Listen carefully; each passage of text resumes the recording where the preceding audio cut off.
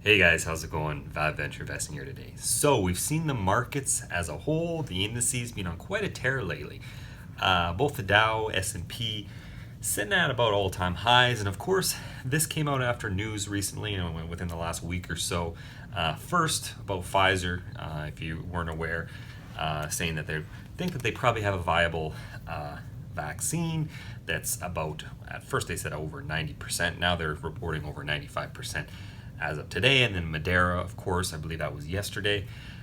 Same thing, about over 95%. So a lot better than a lot of experts were expecting, a lot better than a lot of investors were expecting. But also keep in mind that this is small studies. They still got to go to the FDA, all that kind of stuff. So it's just very preliminary, but still, nonetheless, really good news.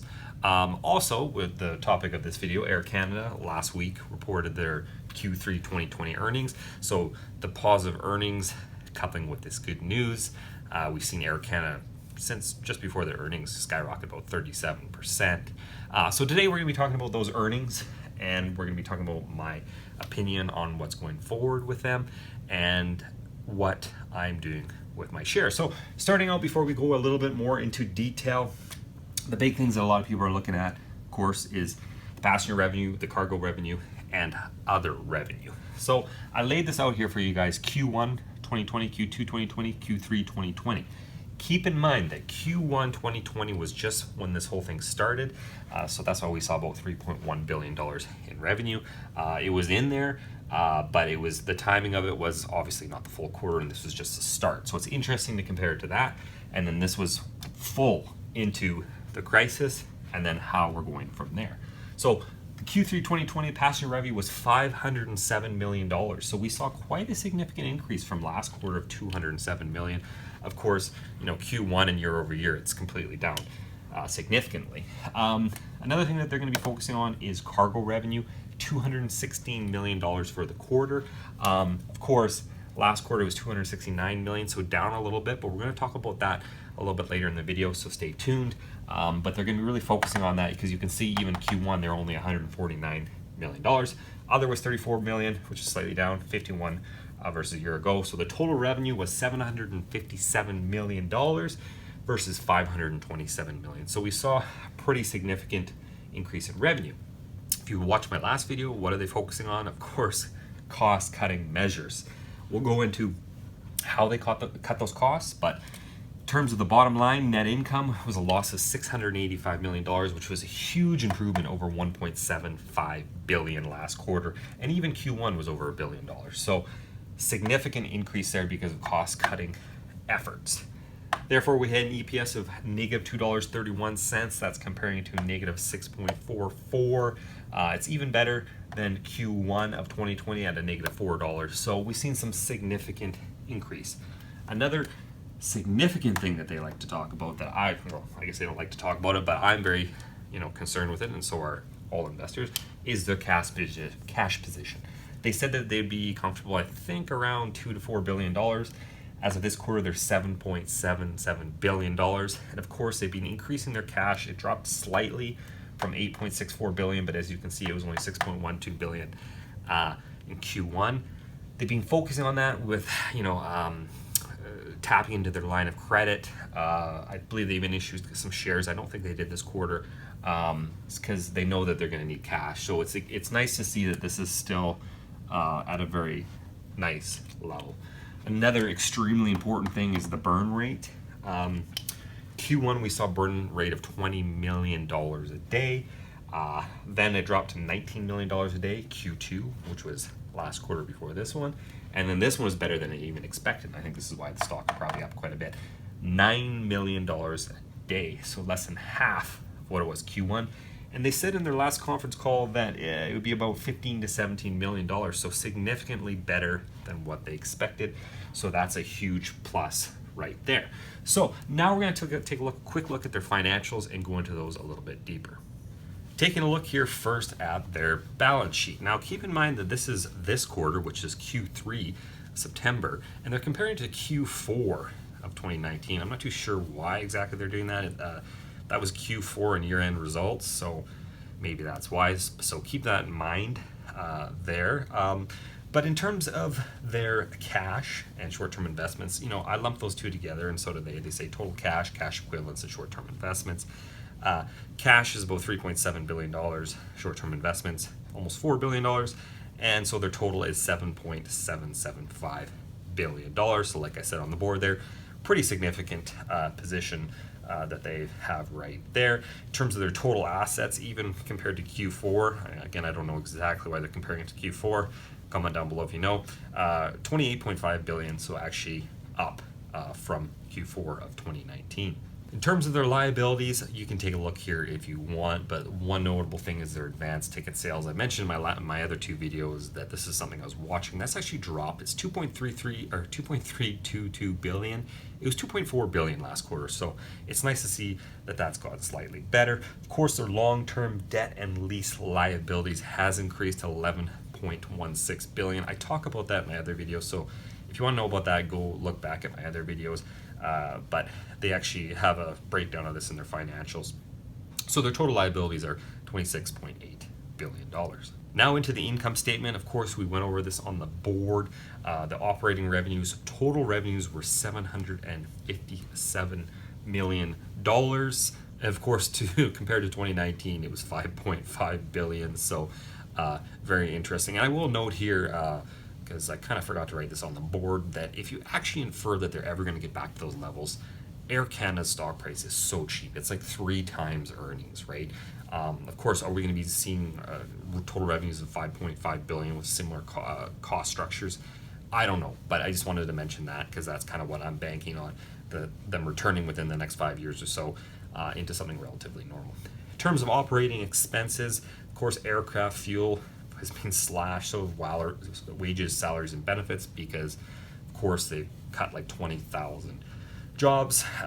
So you can look through here and see all the different things that they've cut. But in terms of their total operating expenses, they were 1.5 billion. If you compare that to a year ago, 4.5 billion. They've cut those losses. Huge.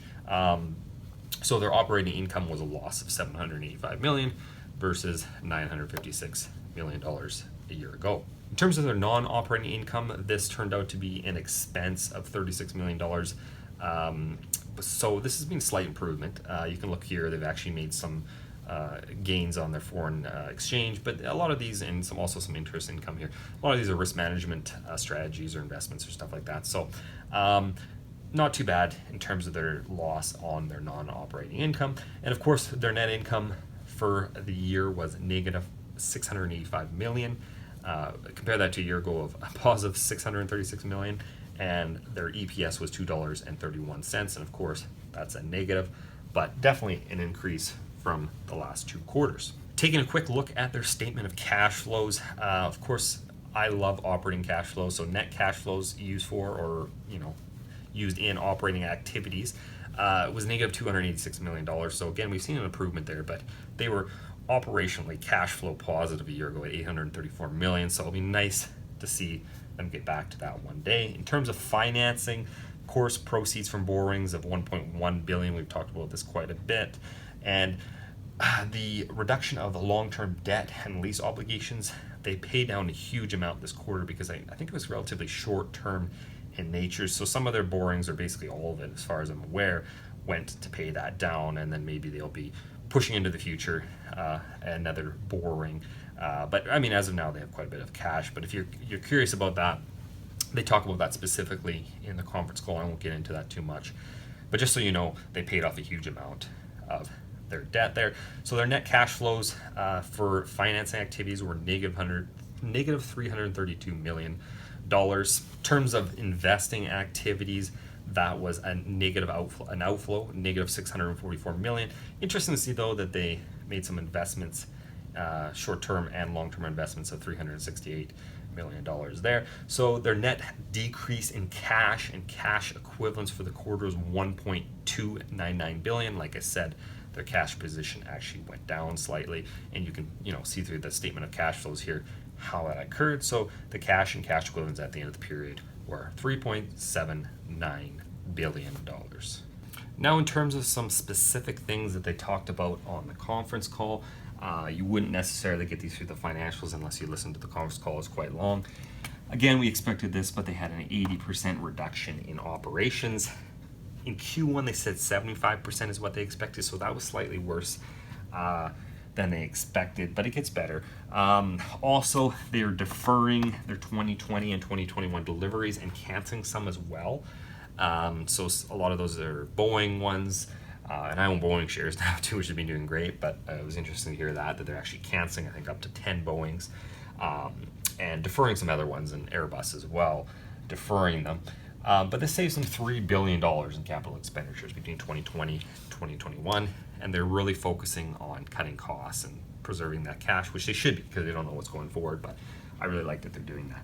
In terms of looking forward in Q4 2020, they're saying the 25% capacity is what they expect, and they expect to burn through $12 to $14 million a day. That's their burn rate. And why is that higher? Because we saw 9 million here, 19 here, so it's between the two of those. They're saying because of capital expenditures and leases and debt payments that are coming due. So a lot of that's to do with timing. So keep that in mind next quarter, that you're going to see the burn rate higher. But who knows what's going to be going by then. They also mention, a lot of their programs, they go on and on about their safety, things like that, flyer programs. But they do have one program in place where they were testing. And I can't remember exactly who they said it was through, but they're saying 99% was the people that they tested on the flights were negative. And they keep talking about how it's being kind of a scientific consensus that flying is one of the safest things that you can do, kind of counterintuitive. But they're saying, statistically it's safer than going to the grocery store because of the air that they purify now, stuff like that. And also people wearing masks, I assume, like that, stuff like that, right? So they're saying that, their testing was saying 99% negative. So they're going to be pushing into hopefully Toronto, doing more testing there and opening things up a bit more. And that talks with the federal government in terms of aid to the airlines, this is huge, are expected. And of course, this is last week. I haven't heard anything yet. But if we see something similar to what we saw in the States in terms of aid to the airlines, that would be fantastic. Maybe that's another reason that the stock has been running up so much. And also, one of the biggest things they focus on, which I think is really smart, and even if we do, fully recover, we go back to the way things were, I think that they should focus on it. E-commerce is huge nowadays. I mean, look at Amazon, stuff like that. And the logistics of moving all of this merchandise is difficult when there's so much demand. So they're really going to be focusing on cargo in terms of e-commerce. And I think that just this year they're going to have $850 million in 2020. And that's this one right here, the cargo revenue, right? So they're going to be really focusing on that, as they should.